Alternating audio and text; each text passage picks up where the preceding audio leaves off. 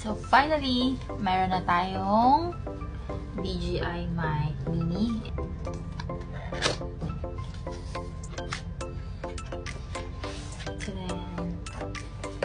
So, this is the DJI Mic Mini. So, ito yung laman niya.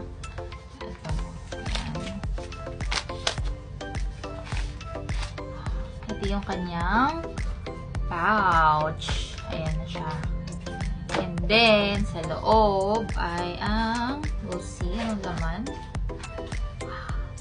Ayan. So, ito yung kanyang charging port. Tapos, meron tayo dito na, ito yung kanyang charging dock. Ayan. And, meron tayong windbreaker. Dalawang windbreaker.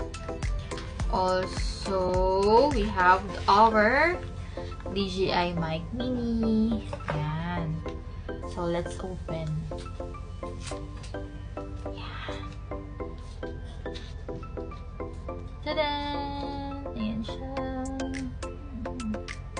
So, meron siya ditong kasamang magnetic clip. Ayan. So, para pag ilalagay nyo siya, ayan, imamagnet ko na lang.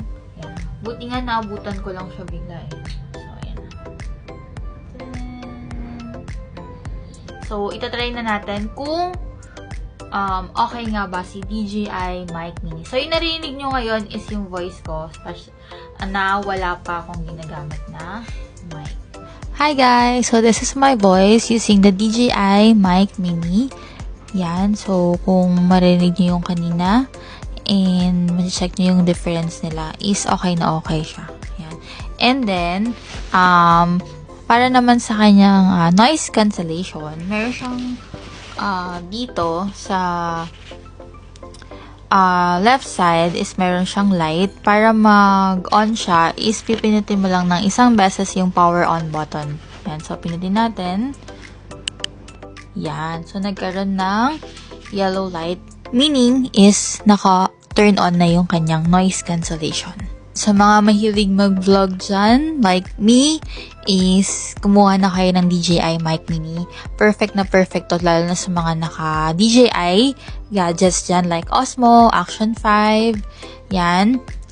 Para mas malinaw, lalong-lalo na kapag nasa labas ka. Yan. So, gagawa ko ng video, itatry ko siya sa labas kung okay din ba siya. So, yun lang. See you on my next vlog. Bye-bye!